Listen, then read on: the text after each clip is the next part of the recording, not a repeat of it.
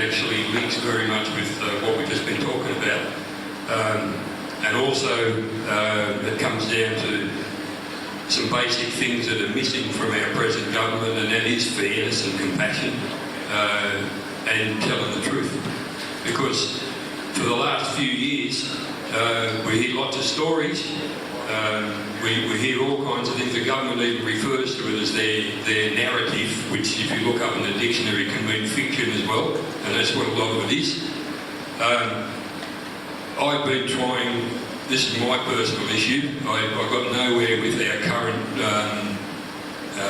local federal member.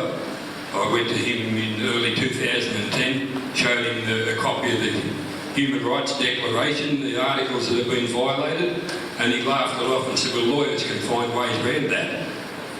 Well, yeah, well, all right, specific question. How come it's been like 4 years in another few weeks that I've been trying to get my fiancée here with me, and this present government has blocked us at every turn. Now she is a nurse. She's a third-year undergraduate RN. The manager of recruitment here in the Mid-North Coast said she would love to employ her, and we can't get her here because the government that we've got now has a problem with her because of her nationality. They told me for a long time that there was no blacklist, but I've got a copy of it. I've got through Freedom of Information, and according to this government, they don't even have the Philippines on their map. Yeah, all right. Once again, this sort of thing, no one wants to hear it. But you know, I've got disabilities, and my fiancée would like to be here with me, not looking through a little screen for 4 years. Which representative? I think the question, I'm sorry, but we need lots of questions. I think the specific question was, how would you get your fiancée to come over to Australia? The representative is going to stand up for himself. Talk. Okay, is there somebody who wants to go there? Yeah. Look, I'd just like to say, if we're all working and if we're doing major infrastructure projects, we're going to need people from all over the world to come here. Yeah, look, I'm very pro-skilled migration, and it sounds like you've got a great fiancée, and I can't believe that your flight has been taking 4 years. I'd be very willing to look into that for you and to fight for it and to get in the detail and get that thing taken care of. But for you and for everyone, that's the scenario. Yeah, likewise, immigration is right in the federal sphere, so would be your MP's job to fight for you.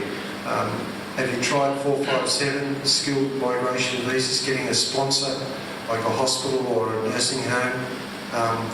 We can talk about it after, but yeah, I'd be very happy to try and help you sort out the dilemma. Yes, my wife's sitting down the front is from Burma. We've sponsored many of her relatives over here. I've had dealings with the Immigration Department for 20 years or more. Most people have never had contact with immigration. I compare it to dealing with RTA, or much, much worse. It's full of incompetent people. I think half of them are racists. It really is a difficult department to deal with, so I sympathise with you.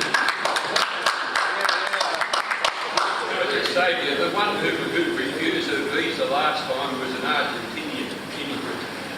Told her she's not good enough to come here.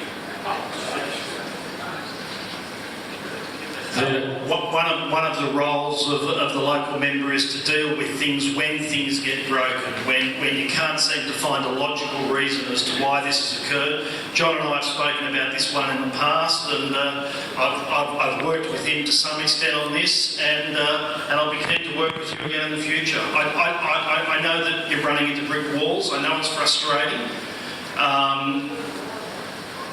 Look, I hope we can get it sorted. Sorry, Peter. What are the brick walls? It was February. Look, all I can say to you is that you mentioned that she's a nurse. Qualified nurse, did you say? Third year, right. Now, you do understand that there are quite a lot of nurses unemployed in Australia, and there are sectors of immigration lists, and nursing is one that they are putting a stop on from people coming in overseas and immigrating. But as David said, I think under the circumstances you should be able to get some reconsideration under a section 457.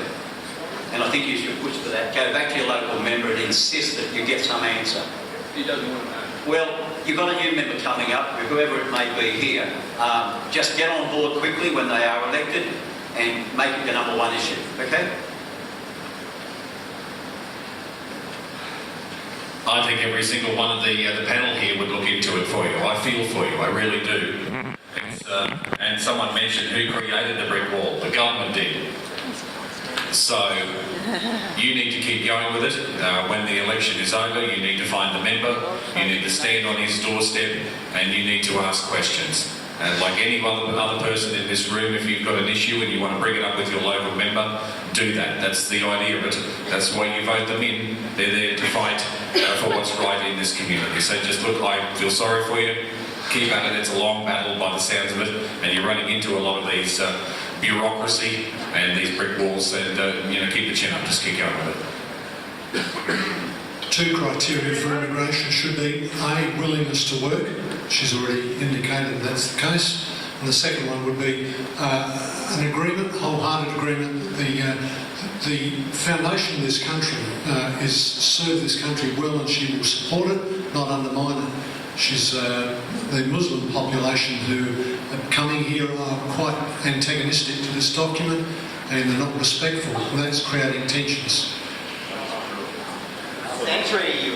Okay, we'll go to the next question right now. A little earlier we had a question about the inadequacy of aged